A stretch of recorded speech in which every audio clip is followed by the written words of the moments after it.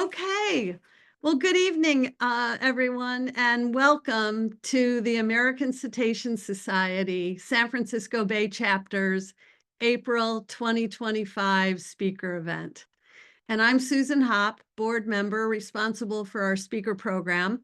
And with me is fellow board member Firuze Gochik. For anyone new to the American Cetacean Society, we are a chapter within a national organization that is the oldest nonprofit dedicated to the protection of whales, dolphins, porpoises, and their habitat. And we do this through education, community engagement, and awarding grants towards cetacean research. We appreciate your donations in support of our mission. Donations fund our research grants and expenses for these talks. And you will hear from one of our recent grantees and his research results on blue whales in our June speaker event. It's easy to donate on our website if you haven't at the time of registration. So we thank you so much. Now, we are recording tonight's presentation, and please put your questions in the Q&A. That's actually better than the chat. And we will field them after the presentation. So tonight's talk is titled Going the Distance, One Humpback's Journey of Migration. And we are thrilled to have the marine biologists who uncovered this travel story with us. Dr. Aylin Akkaya is a dedicated marine biologist and conservationist specializing in cetaceans, marine protected areas, and stakeholder engagement. She is the founder and scientific director of the marine mammal research nonprofit and NGO DMAD-Türkiye and MDR or Montenegro Dolphin Research, where she has led international conservation efforts for nearly a decade. Her work spans research, acoustic monitoring, mapping, and citizen science. She's passionate about bridging science and local communities, and she collaborates globally to drive sustainable marine conservation in the Mediterranean and beyond. Ekaterina Kalashnikova is founder and the principal investigator of the Tanzania Cetacean Program. She has been living and working in East Africa for over 17 years, and she currently links science and communication at the Bazaruto Center for Scientific Studies in Mozambique. And besides communications, Ekaterina has strong marine research credentials based on 10 years studying marine mammals in Tanzania and Mozambique with a special focus on cetaceans. So Aylin and Ekaterina, thank you for transcending time zones and to be here with us. And I'll hand it over to you. Thank you very much for having us. It's a pleasure. It's a pleasure. Thank you for inviting us, and thanks everyone for attending and listening to what we're going to say. Let me start with who we are, but thank you very much for the kind of introduction, but a bit of visuals. So I'm representing Tanzanian Cetacean Program. It's an initiative that we have been working on for the last decade in Tanzania. And DMAD is our closest partner that we've been working together for the last 5 years. And me and Aylin are currently in Montenegro, where is 4 o'clock in the morning right now. Yes, and so let's dive in. The next slide, please. Next slide, please, Aylin. Yeah, thank you. So let me start to briefly explain where our study site is and where we are conducting our research. In the middle of this slide, you can see African continent, and it's our East African coastline, and Tanzania is in the middle of there. So this is where we have been studying humpback whales for the last several years. And in the top right corner, you can see 2 study sites that we've been focusing on. The first one is Unguja Island, which is part of the Zanzibar archipelago. And the second one is Mtwara region, which is on the border with Mozambique, and it's the southern Tanzanian coastline. So obviously the focus of our study is humpback whale, but we've been blessed to work in such a biodiverse region with fantastic marine biodiversity and cetacean and whales and dolphins included. So let's have a look at the whole cetacean group that we are lucky to work with. In the next slide, please. Yeah, Tanzania possesses fantastic biodiversity, not only terrestrial but marine including. So that embraces 26 species of whales and dolphins, out of which 6 are baleen whales and 20 are toothed whales. And out of these list, on our study site, we have documented to date 12 species of whales and dolphins. Every time we go to this fantastic seascape, we add to the list, not to the country list, but to the region list. And we hope to add to the country list, or maybe to the science list even, but that's very ambitious. So here you have the snapshot of the species that we are working with. It's not only humpback whales, it's Fraser dolphins, it's Risa dolphins, it's spinner dolphins, it's melon-headed whales, short-fin pilot whales, killer whales, etc., etc. So that gives you an idea how biodiverse the area is and how truly privileged we are to be working there. But today we are going to talk about the humpback whale, the hero of the story and our recent paper. So let's have a closer look at the ecology of that particular species and see what we were able to find out about that species. So humpback whale. So this is a global map of the populations of the humpback whales in Southern Hemisphere. And you can see the populations here labeled from A to G. And they are color-coded per their respective breeding and feeding areas. So the rectangles are representing their traditional feeding grounds at the pole, and the semicircles are representing their respective breeding grounds. And as most of you know, humpback whales undergo the extensive, extraordinary migrations in between feeding and breeding grounds. So in Tanzania, we have stocksea, breeding stocksea, so-called, which is then divided into other 4 substocks. And the whole goal of our research here is to identify the subpopulation that our whales belong to. So we can look at the next slide, please. Yeah, so we know that whales that we see in Tanzania are representing the northern extent of one substock, which is C1, that is East African subpopulation, but also it's been demonstrated by the satellite studies and photo identification studies that we do have other visitors in our area. So maybe Aylin, you can give us a little bit of overview on the photo identification method that we are deploying to try to answer that particular question. What's representative of the whales we have in Tanzanian waters, and then we come closer to this extraordinary match with the other substocks. Yes, definitely. I will be happy to. First of all, thank you so much all for joining to this talk that we are so happy to be presenting. It's one of the FIVA fort in Tanzania.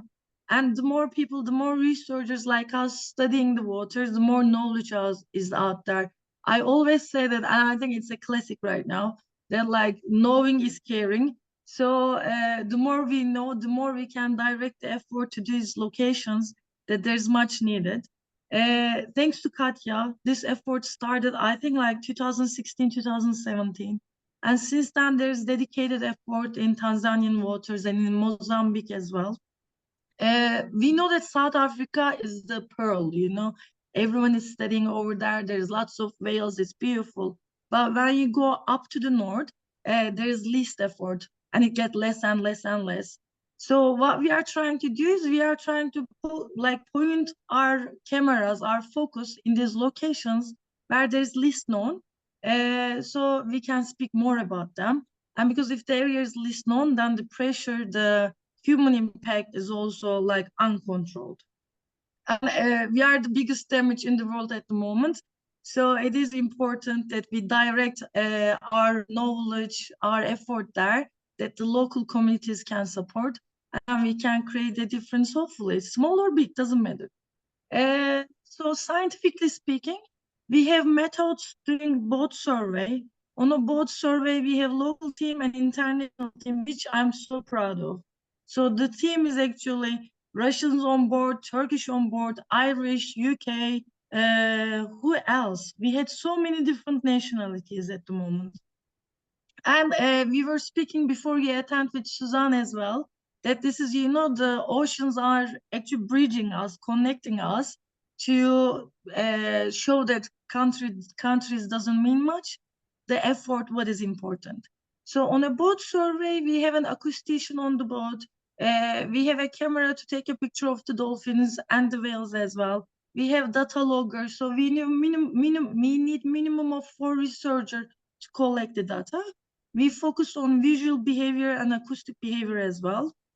What do we do with photo identification? Is they don't have the facial separation. At least we don't know yet. So instead of taking the picture of their face, we are focusing on their fluke, on their tail. And humpback whales are really special. They have this unique marking on the back of their tail, so we can identify the individuals from there. And luckily, they are really like, take my picture, take my picture. They are really active on the surface, so it's easy to get their picture on the fluke, and they are so acrobatic and so social. So it makes our job easier to take a good picture of their fluke. When I'm working in Montenegro in Turkey with sperm whales, for example, it's so difficult because they barely take their fluke out. With humpback whales, our job becomes easier. So what we do, we focus our camera on their tail and try to look at their white patches, the black patches on the back of their tail that is easy to identify, and later we catalog them. And there's an amazing platform called Happy Whale. I don't know if you heard about this before, but I think this is an amazing example of citizen science and how you can make a difference. Everyone is sharing their data set as well. They have like thousands of contributors on this platform. And by checking on this, so we upload our picture there, and there's an AI, I don't know what's happening with machine learning and all those stuff. They match the individuals that's already cataloged. And for this reason, we actually find matches between Madagascar, Tanzania, South Africa, and Kadia is going to share our coolest match with different oceans traveling individual. But it is such an important tool. It is one of the main core of how to do cetacean research as well. So simple, you just need to get a camera, a good zoom lens, and you are ready for rolling for as an influencer for a social media of humpback whales, I would say. That is all about photo identification. I don't think I missed something. Do you want to add something? No. Wonderful, wonderful. Thank you very much. Yeah, so we have started collecting photo identification data in Tanzania relatively recently. Like comparing to the Northern Hemisphere, we are very beginners. We're like babies with this. Even though the humpback whale is the most studied out of all cetaceans, it is least known about that species in these understudied regions like East Africa, including Tanzania, or particularly Tanzania. And I must also add that in late 90s, we haven't seen, and there were no whales in Tanzania and Kenya simply. So basically, we are witnessing as the whole population is rebounding back in front of our eyes, and we are truly privileged to be part of that, or to witness that, and to collect data on that and see the dynamics. Every year we see different number of animals coming to our waters or passing through our waters. So basically all this data collection process on humpback whale in this region only became possible very recently. And again, with the technology development, with Happy Whale, we can within one click run every single fluke that we're collecting across the global data set. And this is what we did. And we couldn't believe our eyes, because what we saw was something absolutely extraordinary, unexpected. And if not for this technology, it wouldn't have crossed our mind to cross-check Tanzanian photo identification catalog of humpback whales with Colombian photo identification humpback whales, because it's across two oceans, completely different population. So we can jump on the next slide, I guess. Yes, and here we are. So this is the fantastic platform that Aylin just talked about, Happy Whale, and we're so grateful for its founders and moderator, Ted Cheeseman and Alex Vogel, who both were instrumental in this particular match and all our other work with that platform. They've been really extremely supportive. They co-authored the paper.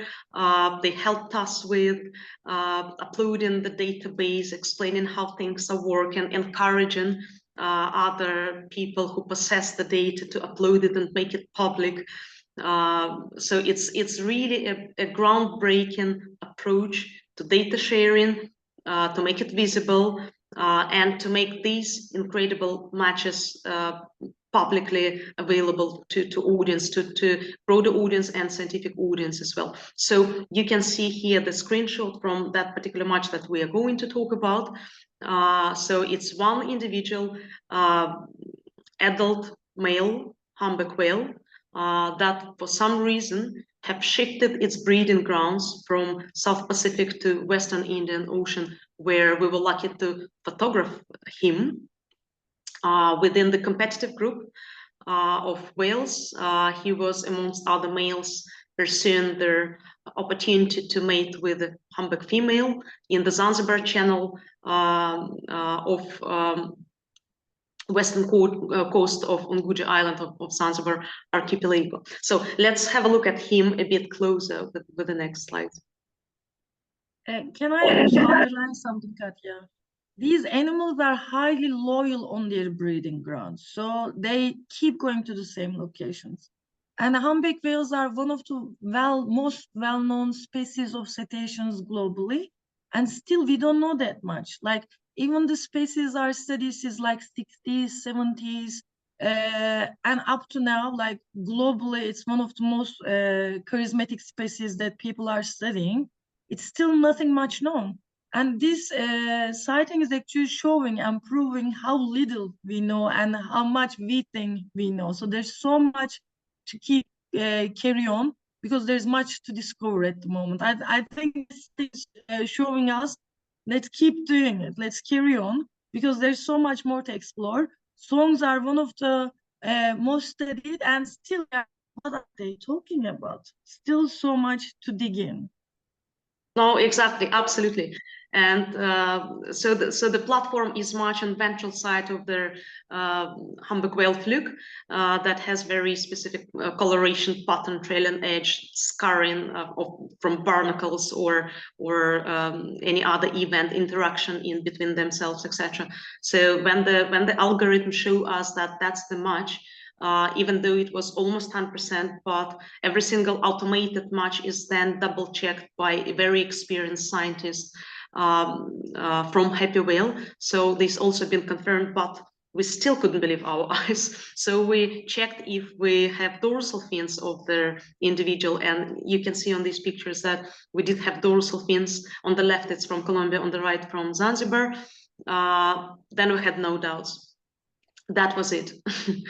that was it. Let's have a look at the next slide, please.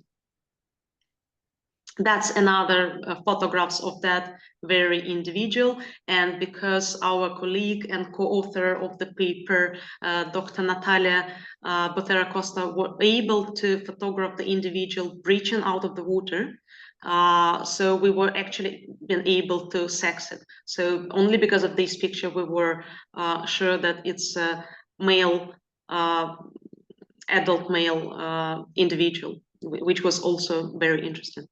And you probably could see on their screenshot from the Happy Whale platform that the individual hasn't been named yet. I guess we've been just so busy and swarm, we should have named it, but we still haven't. And on this right picture at the peduncle, the base of the fluke, if you probably can see there is a small picture like a tattoo of a skull. So we wanted to give him name Skull, but I guess we are still contemplating about that, right, Aylin? Yes.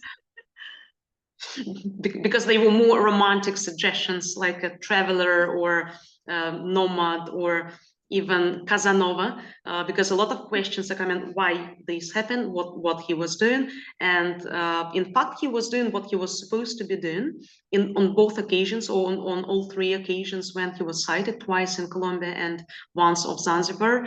He was amongst the competitive group of males competing for the female. So he didn't seem to be lost or confused. He was probably being perceived as a foreigner by our local Tanzanian whales, if I may say so.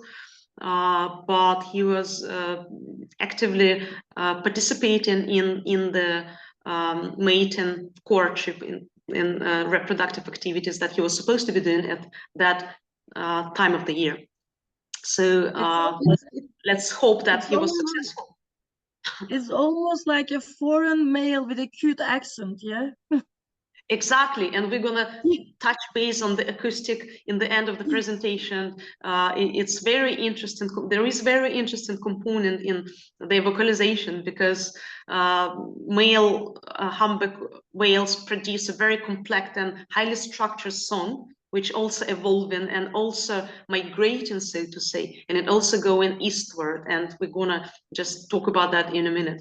So that's the individual in its whole beauty, and let's jump to the next slide. On this map, we try to talk about the distances and speculate a little bit. So these distances that we're going to talk about right now are not published in the paper because they are very speculative, but it's very interesting to try and calculate how many kilometers he actually traveled.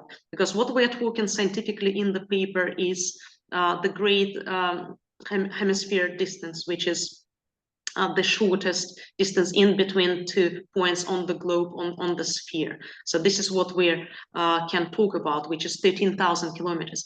But obviously there was a route, and of course we don't know where and when the shift in between breeding ground actually happened. Maybe it happened on the feeding ground, or maybe in between visiting its traditional breeding ground in Pacific Ocean in Colombia, and before arriving to Zanzibar, the individual may have visited other breeding grounds in between in Atlantic Ocean. These we don't know,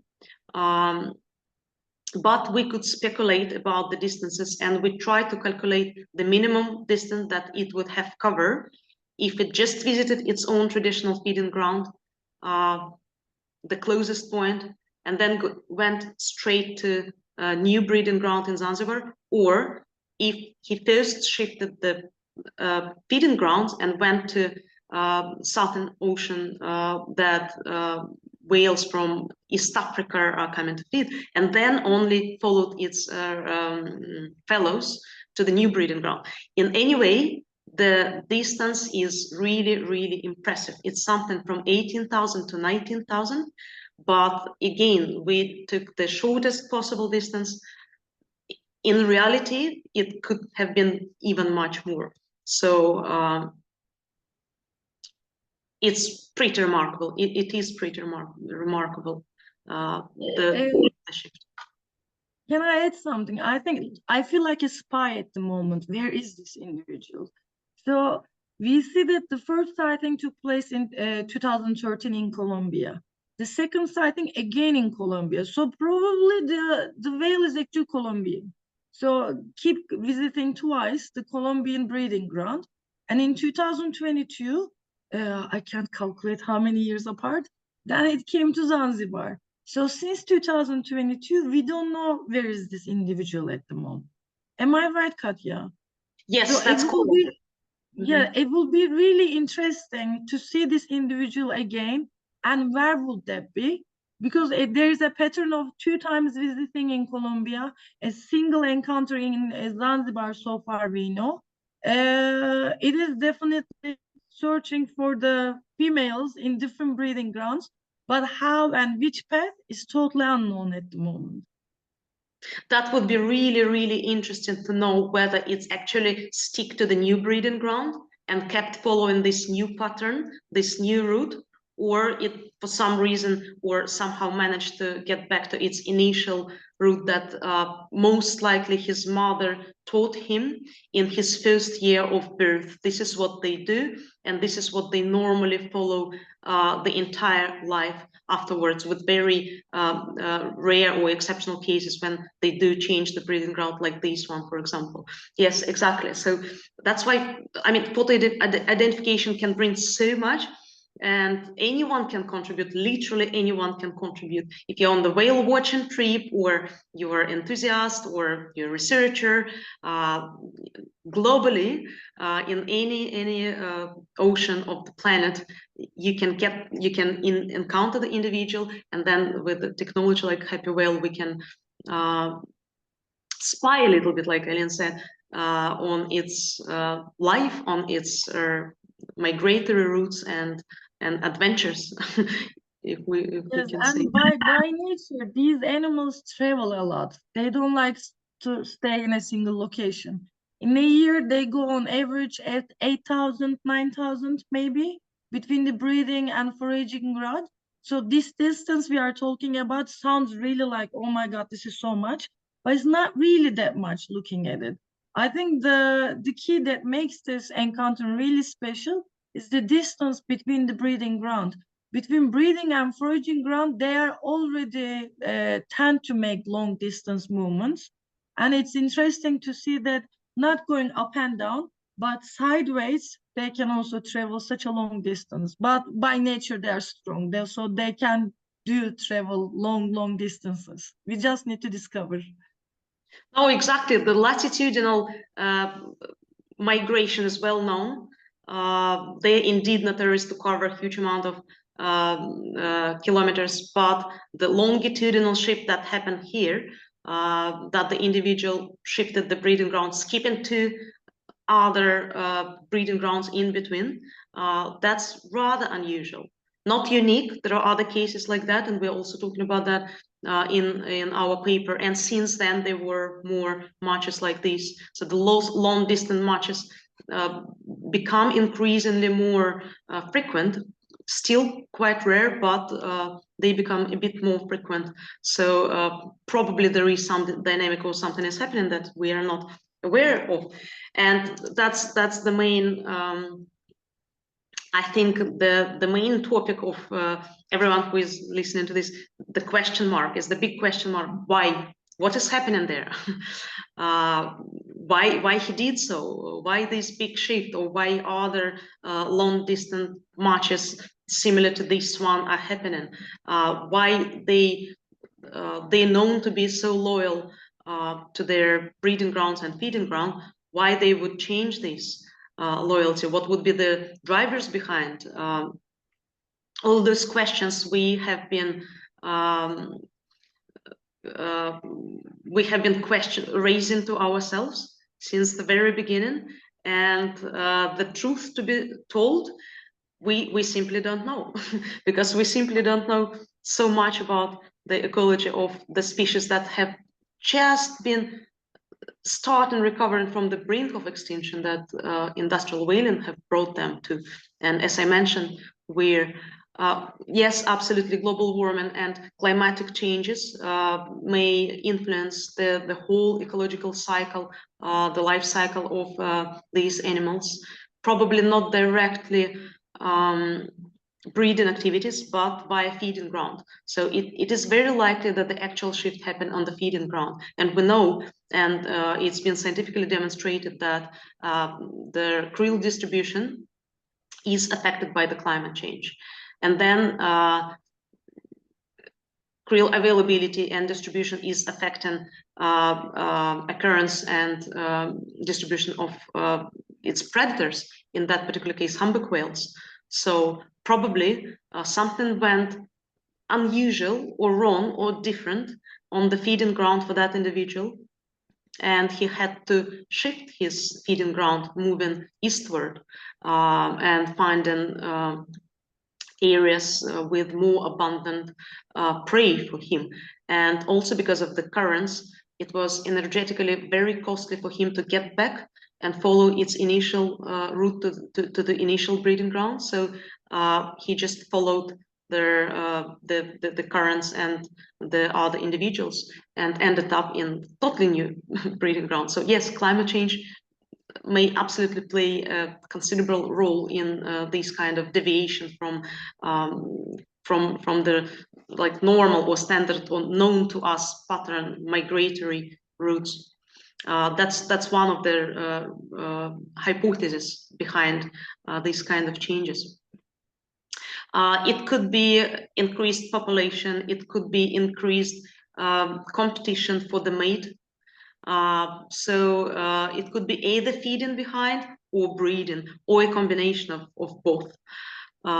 Increased population globally may lead to the increased competition for finding, locating the partner to mate with. So this individual may choose to try his chances elsewhere, probably using its foreign Latin accent in its vocalization. Aylin, if you have anything to add on the potential reasons behind these shifts, or we start talking about the acoustics of the animals.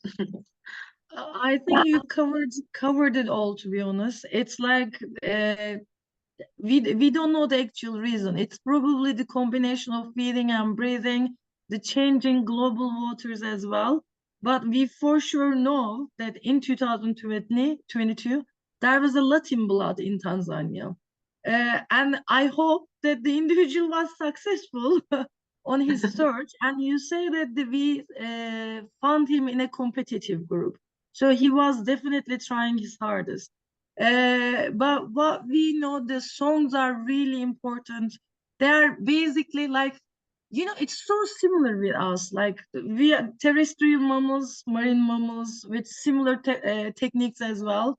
When a male, like we all seen that, they take their guitar and they start singing for us. It's the same thing. So instead of a guitar or a cute song, they do write their own cute song for their females and sing for them. And that's the biggest technique for them to get their female. So they are serenading for their woman, for their female out sea. And the difference between culture, they are singing differently in Colombia, singing differently in Tanzania. And it will be really interesting because that one male bring a new song to Tanzanian waters. Now it's our job to see if the Tanzanian song now have a Latin movement inside. And that's what we need to check next. Yes. Yes, it's really interesting. Yeah, it's wonderful. It's really interesting that songs are also very in a very specific to a population. So vocalizations of humpback whales are also being used for the identification of the population as well as for the identification data. Because basically all males in one population are seen in one song within one season. However, the song evolves. The song is highly structured. It has units, then units are combined into their elements, and then elements are combined into the phrases, and then phrases are combined into the themes And those themes are repeated non-stop. And a humpback whale male can sing non-stop up to 24 hours, but one song lasts anything between 16 to 20 minutes. And all males are singing the same song. But what happens? The song also evolves. For example, as now we know, there could be some visitors from neighboring or even from very far away populations. They come and they sing their own song, the song of their own population. What happens?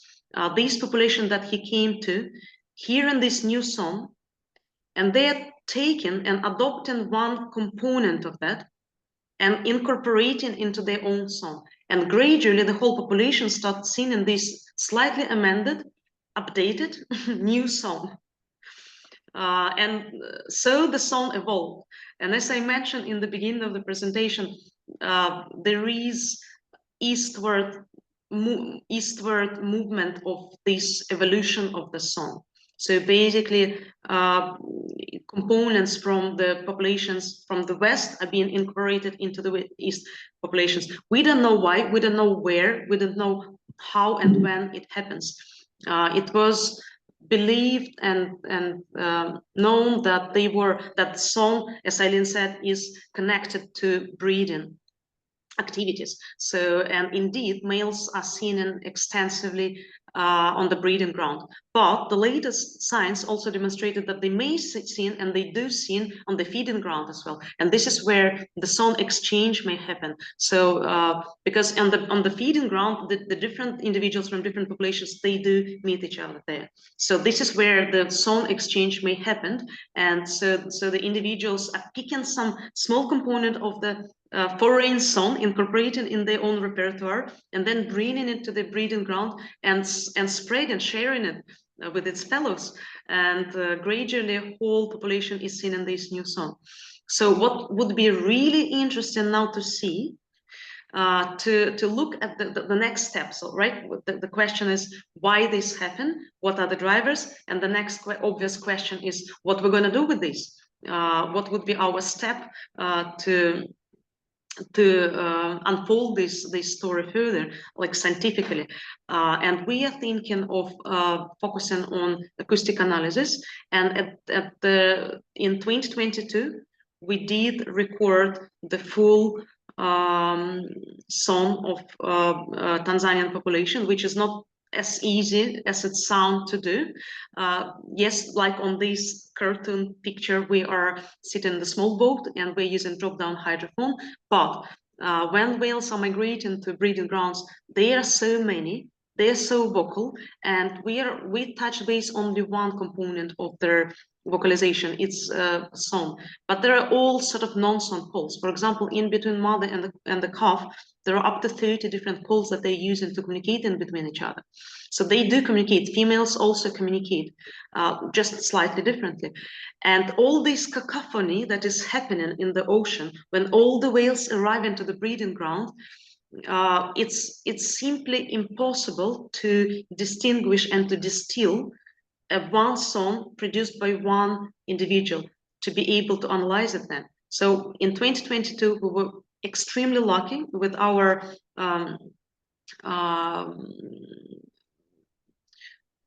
colleague Patrick Lyon from Ireland. He's our specialist in acoustic. He's also a co-author on this Colombian Match paper. So we were really lucky to be in the boat with one non-stop singing male individual and with no any other whales around, which is nearly impossible normally because they come in thousands.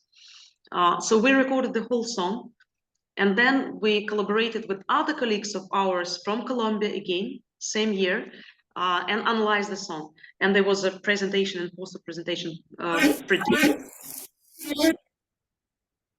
So we can get to the next slide. The song compared. And now you hear the song. Yeah.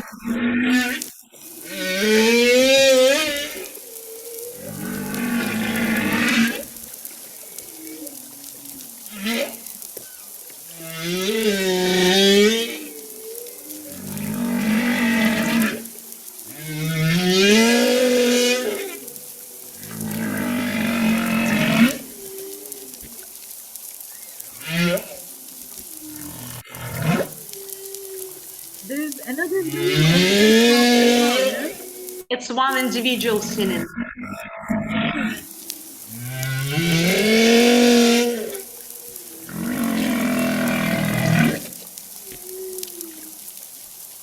I don't know how that sound is attractive. Exactly. It's, yeah, we call it song. It doesn't necessarily sound like a song, but this was the song. And what we just heard was exactly what we recorded with Patrick that same year. And that song was analyzed and compared with the song from Colombia. Surprise, surprise, it was totally different. It was totally different. Because interesting, this evolution of the song only detectable next year.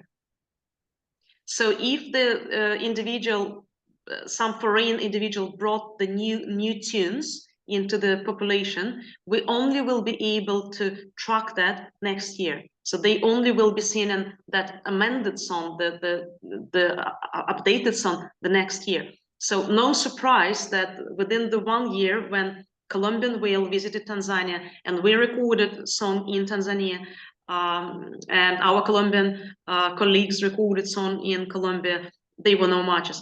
But what now we're gonna do, and what we absolutely should do, is to try and compare song from Colombia from the previous years or from the same 2022 with the songs from consecutive years in Tanzania, from 2023, 2024, 2025, and so on, and try and see component of Colombian song in Tanzanian population. We are probably fantasizing that we will see it, but it's not totally impossible. It is not completely impossible because now we know that Colombian whale has been to Tanzania. So if we're lucky, we will be able to detect that, but we will see. And the song that you just heard was not produced by this individual that we are talking about, but by another individual from the same year, and we did name this one, and we gave him name Pavarotti because he was so loud and he was so eloquent in what he was trying to say. Yes.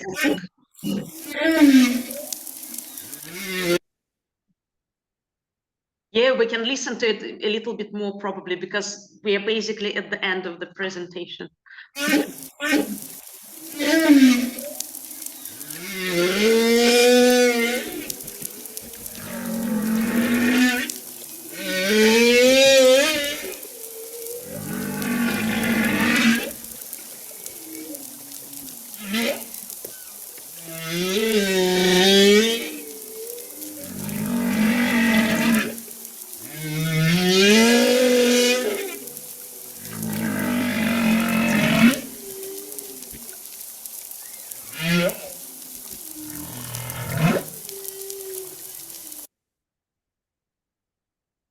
Thank you very much. That was it from our side. We hope that you enjoyed, and I apologize that it wasn't very smooth and I was not always talking very smoothly. It is, bear with us please, it is 4 o'clock in the morning where we are and it was a full day on, so but we hope you enjoy, and any questions you may have or any yeah, the discussion we can have, that would be fantastic.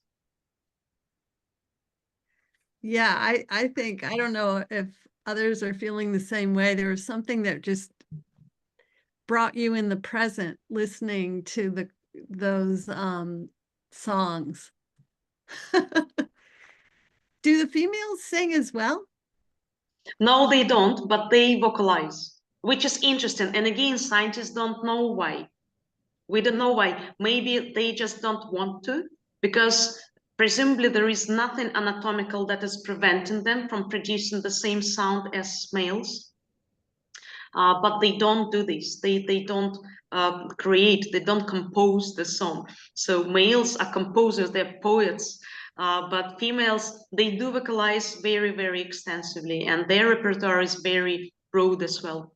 And when we listen to them, when we record the acoustic, we hear all sort of sounds produced by males as well. Yes, I mean, sorry, females. Yeah.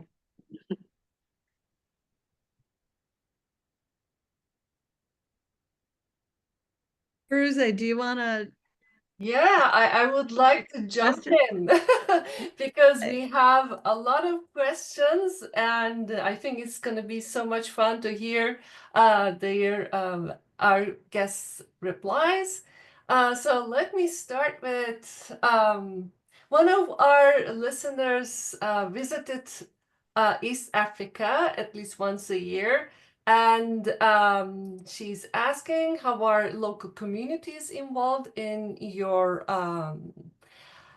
initiatives, and do you accept any volunteers? It's a very good question. Thank you very much. We strongly believe in national capacity building, in community engagement, in community conservation. So we are working, first of all, very closely with Tanzanian government, but we are always engaged in local volunteers, local supporters, local research assistants. We do have students from University of Dar es Salaam on the boats with us, in the camp with us. Aylin conducting a lot of workshops and presentations all the time. Probably she spends teaching Tanzanians more than out at sea with whales, studying whales, which we're very proud of, because we strongly believe that the research in these kind of geographies must be locally led. And we recognize that their resources are sparse, that they're including human resources. So we're trying to contribute as much as we can and engage as many local people as possible. Yes, so we are working very closely with a lot of Tanzanians. There are a lot of enthusiasts, but also a lot of scientists that do possess knowledge, but also they could be a representative from community. For example, when I started working with whales in Tanzania, I was introduced to a very, very old man who didn't speak English. We're communicating in Swahili. He was not educated, not literate. He couldn't read or write, but he possessed so deep knowledge about whales because he was very passionate about them, and he was just observing them every season. And he was telling me some details of their location, of their behavior, of the timing of the migration, which we wouldn't know, meticulously collecting data and systematically trying to study them. So it was very insightful, very valuable. We are trying to cooperate, engage them, listen to them, learn from them as well, and help them as well to conserve this heritage that belong to them and globally as well, because there are inevitable conflicts with fisheries, etc. So we are trying to assist management of the parks and communities to deal with those challenges. Yeah, wonderful.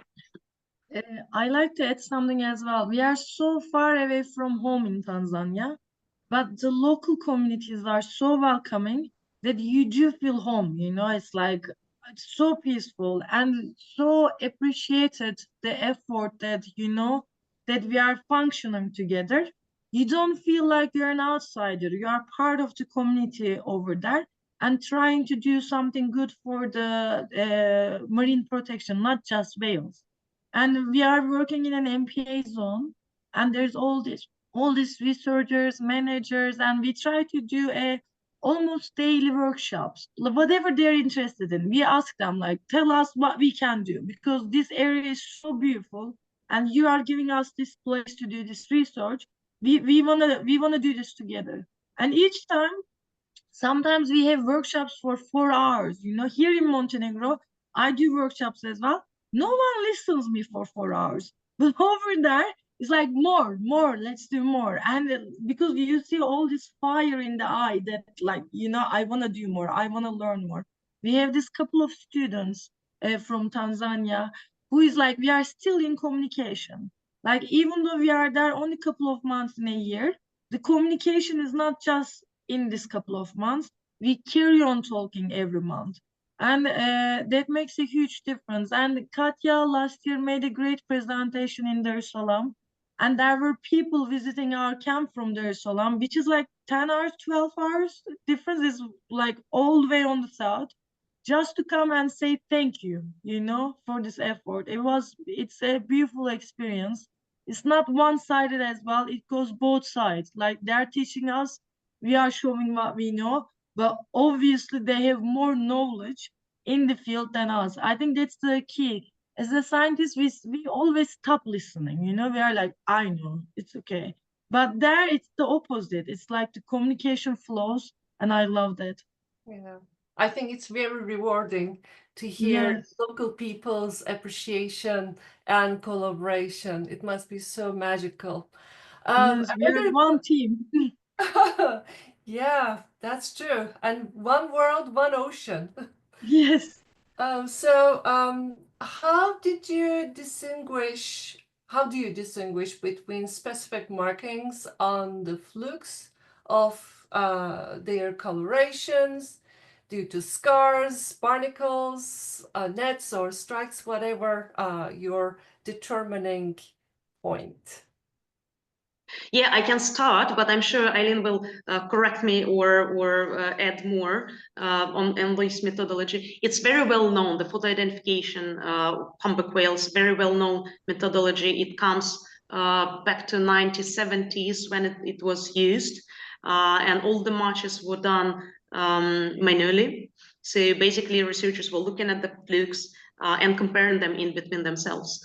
So there are permanent marks and distinctive marks. So we want to use those because some marks are not permanent or some flukes are non-distinctive. And then it's not reliable to use those.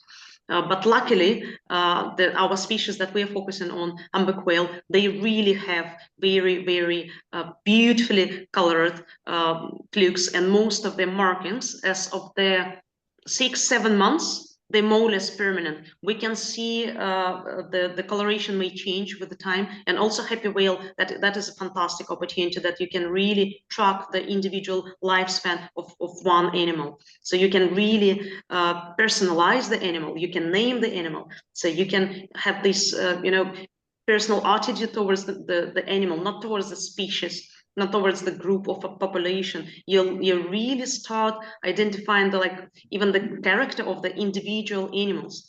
So there is a trailing age, which is more or less permanent. Then scarring from the barnacles, or for example, killer whales attack the very specific so-called rake marks. The parallel lines, they also stain throughout the life, and then you can also tell the story of the animal. So some flukes are heavily scarred, and then you can see that it's a survivor, that probably it's been attacked when it was calf, and then it survived, or its mother protected him. This is what they do. So there is more personal angle towards the animals then. And yes, as of 7 or 8 months, all the marks are more or less permanent, and the algorithms of happy whale are very capable of catching those. And it's very easy. Yes, so we don't do it anymore manually, even though we do double check manually all the time. But it all we are lucky to have technology nowadays. Yeah. And I should also add that for humpback whales we use flukes, but for other cetaceans, for the same purposes. For example, the animals that do not fluke that often, or they don't have distinctive flukes, other parts of their body could be used. Like for the blue whale, it's coloration of the body, of the side body. For most of the dolphins, it's dorsal fins that have notches and also nicks and scars. For right whales, it's the callosities that are on callosity that are on their faces and on their heads, etc., etc. Wonderful. So do humpbacks have site fidelity to their feeding grounds? Absolutely, yes, and that's why this extraordinary match is so unusual and unexpected. They're actually very, very loyal to their feeding ground and breeding ground. Yes, so what normally happens? Females go to the tropical waters, warm waters, where it's safe, almost no predators. and the newly born calf with a very thin layer of blubber can survive because the water is warm, and it's feeding on the rich and very fat milk of its mother, so it doesn't need to feed on the nutrient poor waters of tropics. And then they will spend 3-4 months in the tropics, so he will be growing, the mother will be losing weight, they may lose up to 1/3 of their weight during the nursing their calf in the tropical waters, and then mother will be taken and leading and showing the way back to the feeding ground to its calf. So they are going together, it could be up to 6,000, up to 8,000 miles. So they're going back together to the feeding ground, and they may separate then, or they can get back to the feeding ground one more last time and separate on the breeding ground. So basically the calf is being taught by its mother this route, and this is how site fidelity will be initiated from the beginning of the life. But then, as we see, as they grow older and bolder, they decide for some reason go places. They could be adventurous. Get what their mother told them. That's all kids do, don't they? At a certain point. Don't go there, and definitely he goes there. That's what they want to do. Oh, absolutely. So have any other humpback whale recorded like this guy who is, traveling in different breeding grounds or feeding grounds? Do you have any other humpbacks or any other maybe whales that you heard of? Yes, there are similar matches. They're all slightly different, and every single one have its own record, so to say. It could be because all the distances depends how do you calculate them. So by no means we're saying that our is the record holder, because there are indeed other matches like this one between different. Aylin, do you remember what other matches? I think Brazil and Madagascar. Yes. Like there are similar distances actually traveled, longitudinal as well. So this is not the first and this is not the last. What I am thinking is because there's more researchers out there now, and Happy Whale is basically connecting us. So I won't be any surprised that this is actually a usual pattern we just didn't realize before. So this might be just happening anyway. But in this last couple of decades, there's more people out there looking for them, and there's more awareness. So people are using these common sharing platforms. But it is impressive, definitely. And I think for me, what's really impressive, because I love eating, I just can't believe that they're not eating anything between feeding and breeding ground. All the way on the way, what we think is they're fasting, no food. So after they do their singing and finding their mate, when they're traveling down, it's like starvation. And then when they are down on their feeding ground, they start eating. But now, Katya actually discovered something quite interesting. They do sometimes cheat the system. So they have supplementary feeding grounds. So we know that they are feeding now in South Africa in large groups. But also, maybe Katya, you want to jump in because you know more about this. Like, we were on the boat, and like Katya's so into this, like sneaking a little fish over here and over there, and she's always watching. Are they feeding? Are they feeding? And the first time why she's seen that she was right, they are feeding. It was a really exciting moment on the boat, and luckily we photographed it.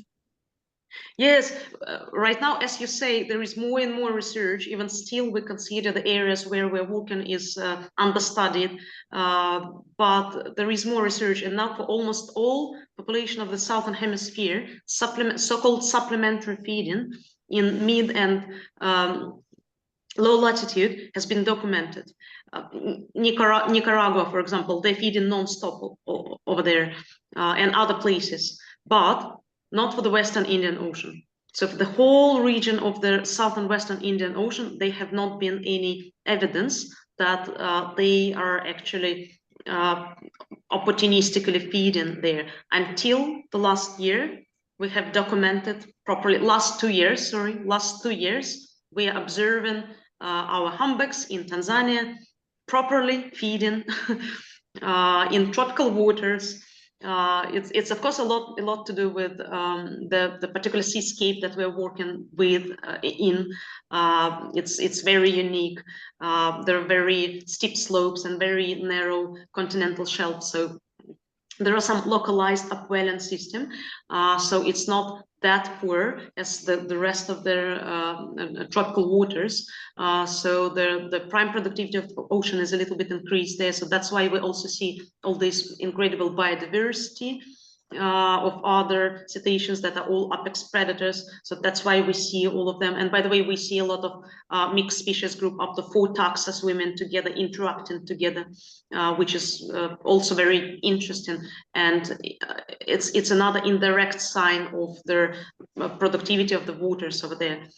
So no surprise that if there is an opportunity, they would basically, if there is enough prey for them, they would engage in feeding activities, and this is what now we see in Tanzania. So probably it's not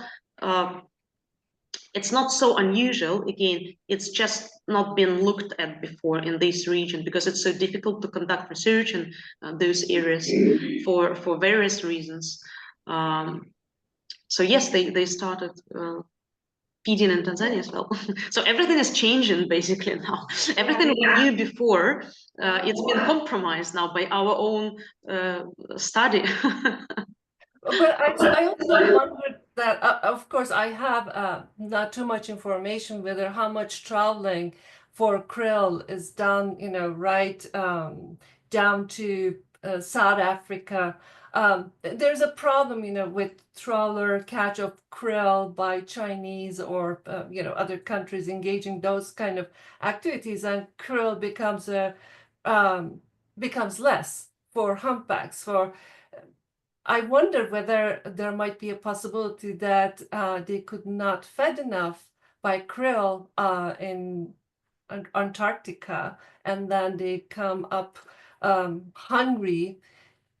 I don't know. This is speculation, of course. It's absolutely could be the case. Absolutely could be the case. Yeah. That's a pity. Another question is, so are you keeping a library of the social sounds from the females as well as the songs?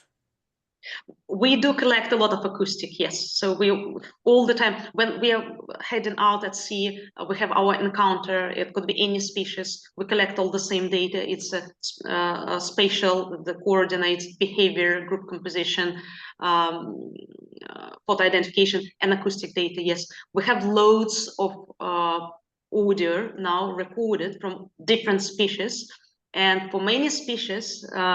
It's a little teaser. For many species, we have recorded acoustic for the first time for the Western Indian Ocean. Wonderful. And on 15th of May, there will be another paper of ours published in the Aquatic Marine Journal on Aquatic Mammals Journal, on melon-headed whales. Oh. And there will be acoustic analysis for the first time ever analyzed for this region, for the Western Indian Ocean. Yes, so. Are there too much traffic in that region? It depends where exactly, but marine traffic has definitely increased dramatically over the last 10 years, and I could see it without studying it. It's so obvious. It's transport ferries, it's cargo ships, it's oil and gas vessels, etc., etc. They are on the increase. That's for sure. Plus artisanal fishery as well with the nets. I think in Zanzibar the situation with marine traffic is worse than in Mitwara because it's heavily tourism-dominated island. So there's lots of whale and dolphin watching tours that doesn't follow any standards, to be honest. So there's a high pressure of marine traffic on the animals like humpback dolphins, humpback whales, whatever we can see. They're basically chasing them. So it's the situation in Zanzibar is quite terrifying.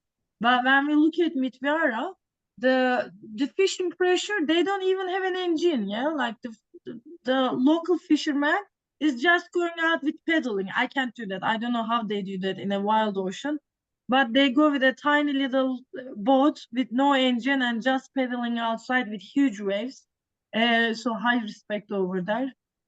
But there is oil and gas potential, which last year we actually documented some noise at the same time with the melon-headed whales, humpback whales in the area as well. So, and these animals highly trust on acoustic.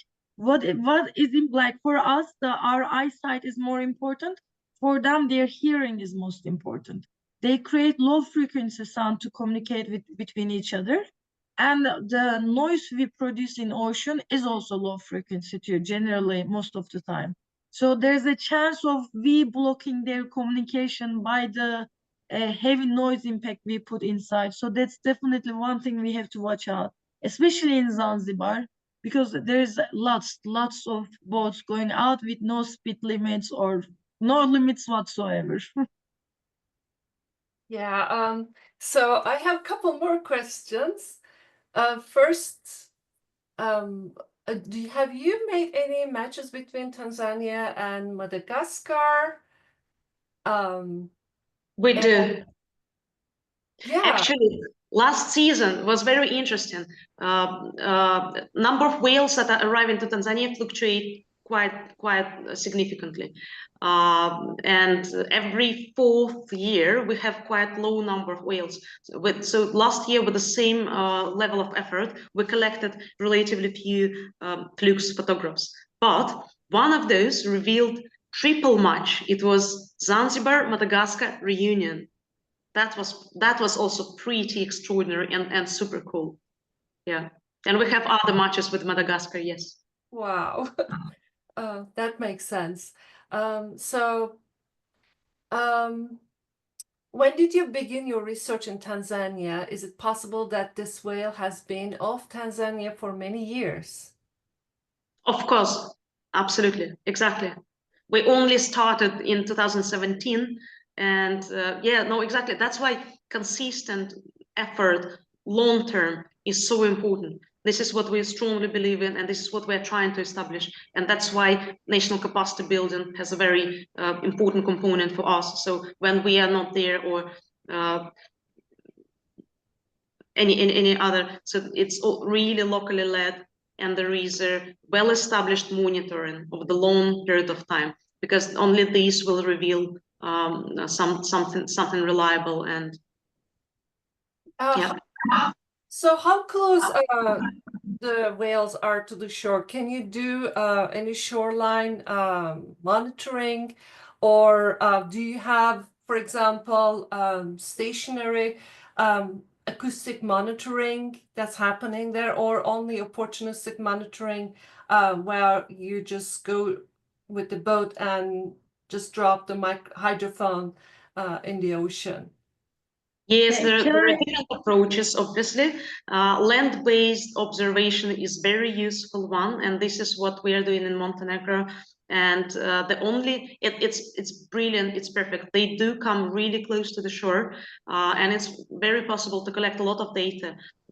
Very precise coordinates, behavior, group size, group composition, overlapping with the traffic. A lot of things. The only component that would be missing from the land-based observation, otherwise it's a non-invasive, it's fantastic, is the photo identification. So in order to be able to reveal these kind of cool matches, we really need to try and get a little bit closer. But also technology is there to help us, with the lenses becoming bigger and bigger, so you can really take good photographs from the distance.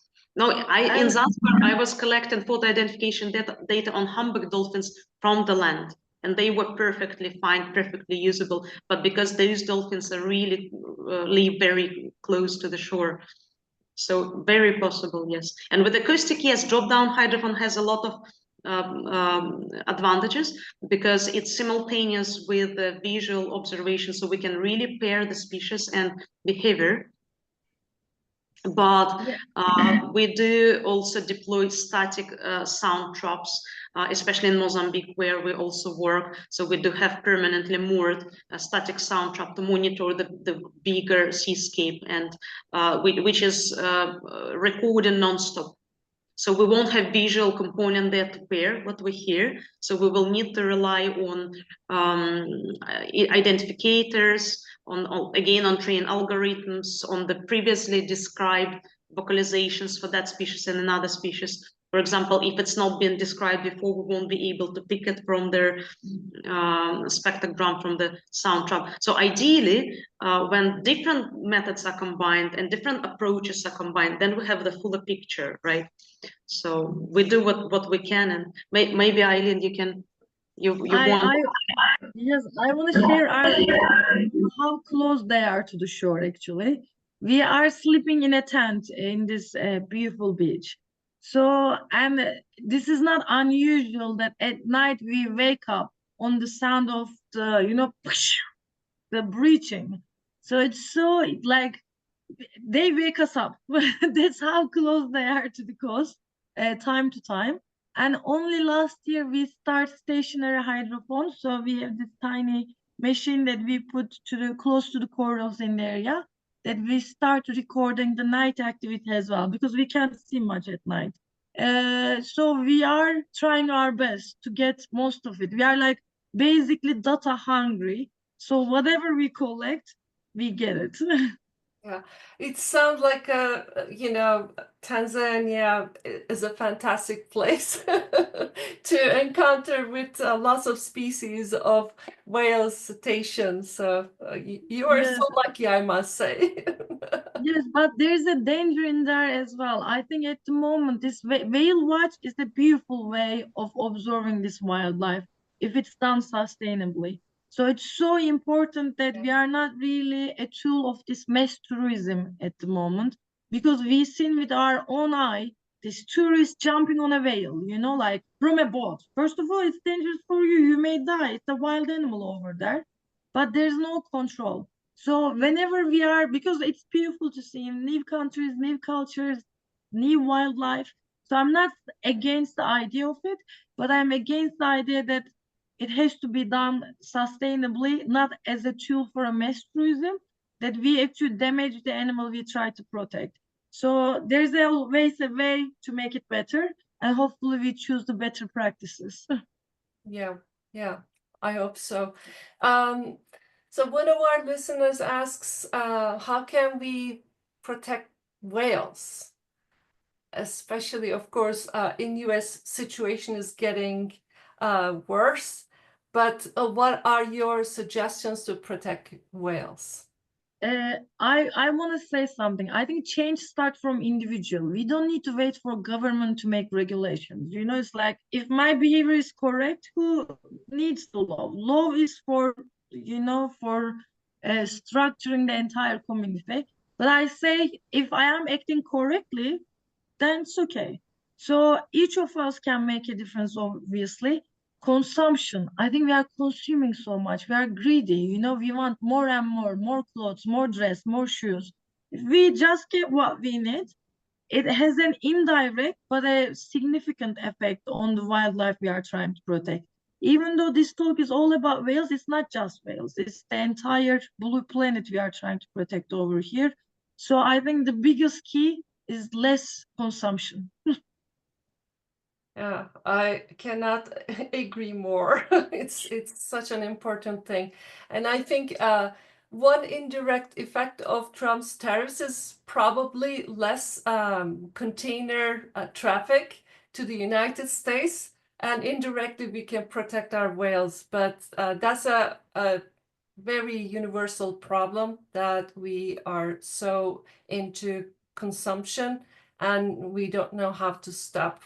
So everything starts from the individual, not only for obeying the rule or obeying and going through certain structure, but also making their decisions wisely by seeing and protecting the environment.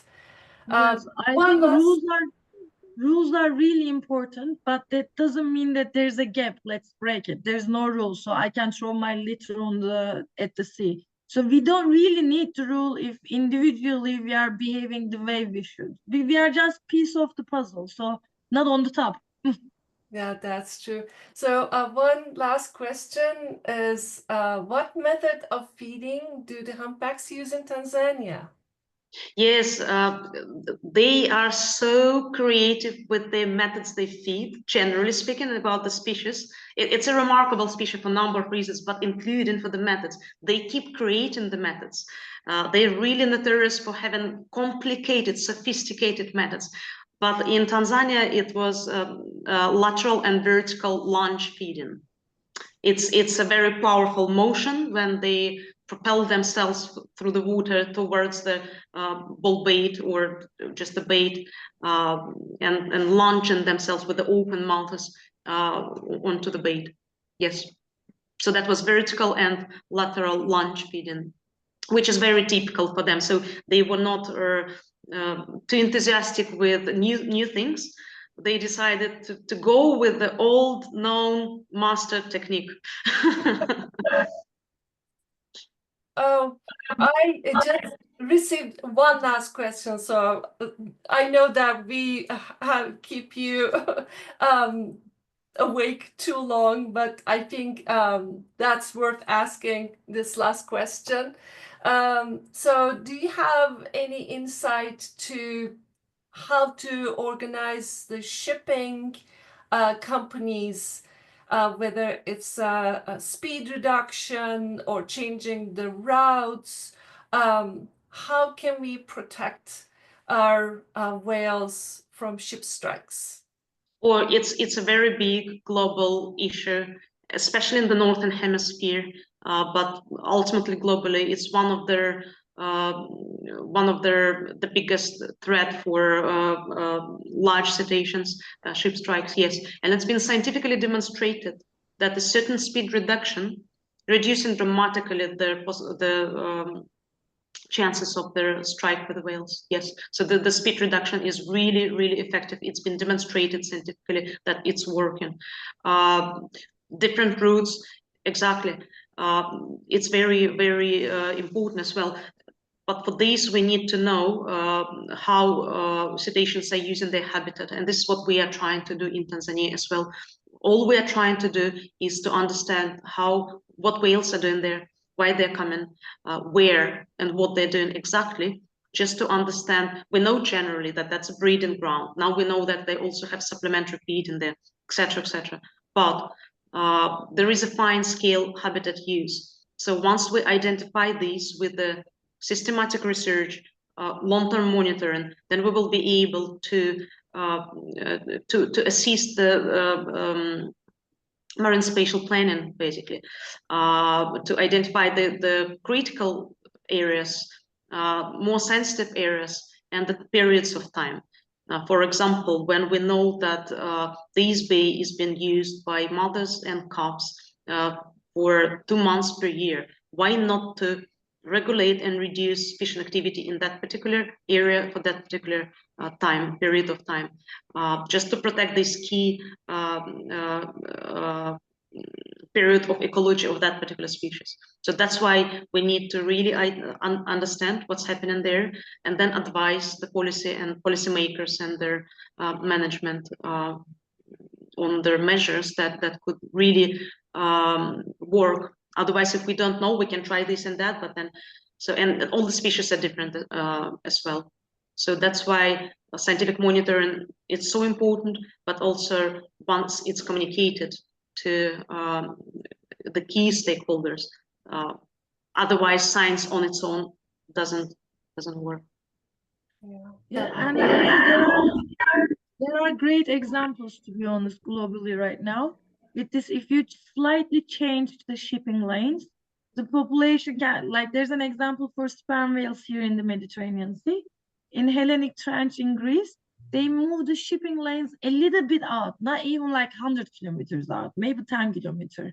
And the population survival from ship strike was 80% reduced, just a tiny bit of moving the route a little bit out. there are ways to alter this problem. And we always, when we say with ship strike, we always focus on mortalities and injuries, but their behavioral responses, behavioral alteration, they're as dangerous as mortalities and injuries as well. So, but there's a way to mitigate them. We just need to have the willing to take that way. Yeah, great film on that. The documentary is called Collision. Have you seen it? Yeah. Oh. No? Yeah. No, Oh, I yeah. didn't see it. I think you can see it Oh. on maybe Netflix or probably Prime, but yeah. I and- definitely want to check it. Yeah, there's so much happening. I would think that the maybe the final and the best question is to leave with is, when are you going to name this creature? We must. Yes. Yes, no, we should. I kind of like Casanova, but I'm sure you can you know, you've got a lot of good ideas. Casanova is a good one. Yes, maybe we need to do a campaign around the naming of the individual. I think there's a good idea. Yeah. So raising awareness and funds for the research Yes. and support and yeah, and resources. if we can do anything to help get the word out on that, we will as well. But that sounds wonderful. This has been Thank so you. great, and I don't know if we should say good morning to you or if you're going to try to get a few extra Sunrise. but Yes, it's just lightening up outside. 5:30. Yeah. Anyway, it's been wonderful, and I think we'll have to, if you're willing to come back after you compare the songs of, Colombia and Tanzania, and also on the melon-headed whales. That sounds really interesting. So we'll be on the lookout for your paper, and yeah, as you can see from the reactions and in the chats, I think everyone is just so very grateful to learn about your work, and we just across the miles, right? Yes. Across our amazing planet and oceans that we share. So thank you so much, Aylin and Ekaterina, and let's just leave it as to be continued. Thank you. Thank you too, and everyone. Thank you. Thank you. Okay. Good night, everyone. See you next month.